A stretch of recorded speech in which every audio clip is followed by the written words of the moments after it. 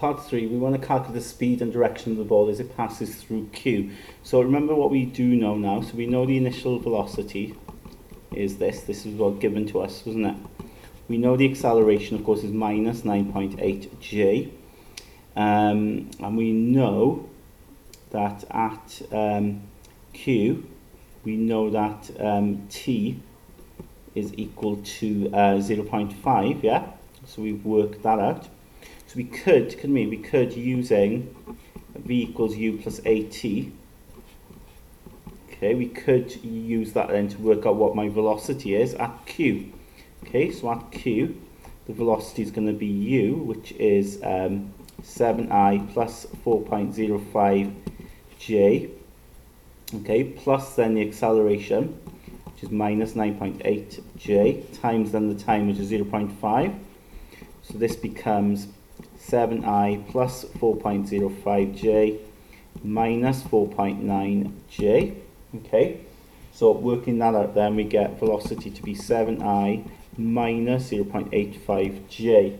Okay, so that's the velocity. To get the speed, of course, then just need to appreciate that it's got those two directions there. So 7 going that way, and it's got 0.85 going downwards. Okay, we can get the angle then, can't we? Because they want speed and the direction, yeah? Okay, so the velocity has it going 7 across, 0.85 going down. So with regards to speed, well, we can use Pythagoras here. Okay, so square that side, add square root, you get 7.05 meters per second.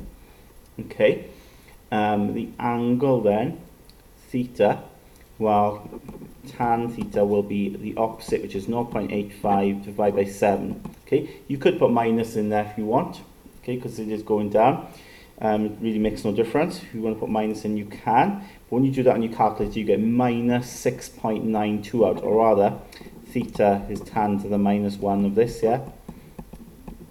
And you get minus 6.92 degrees out. In fact, this minus just shows it's going underneath the horizontal. So so theta is 6.92 degrees below horizontal. Okay, so it says then, determine whether the ball will pass through the hoop. Well, remember, at Q is the exact sort of entry point for the hoop. And if it's on its way down, it should go into the hoop, shouldn't it? Okay, so at Q, okay, at Q is the exact entry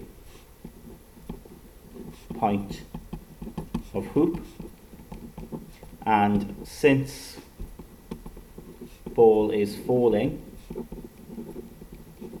it should go through it. However, in part B, it says, in addition to the assumption given in the question, okay, write down one further assumption that you've made in your solution in this problem. Explain how this assumption affects your conclusion. The assumption given in the question is that there's no external forces acting on the ball. You can see that. You assume there's no external forces, no air resistance and so on. What other assumption? Well, the assumption I've made is we've assumed that the basketball is a particle, yeah? We've assumed the basketball has no dimensions. Okay, we always assume that, don't we, when we're modelling these, i.e. it's a particle. The issue you've got is, it has got dimensions, and the question is, would it still go through the hoop? And when it's falling, if it's falling at 6.92 degrees, and if you think about it, 6.92 degrees is quite shallow, isn't it? It's not much, so it's almost going in sideways. Chances are, if it's got dimensions, it won't go into the hoop, okay? So we could say, look, since angle of fall is shallow, given the dimensions of the ball,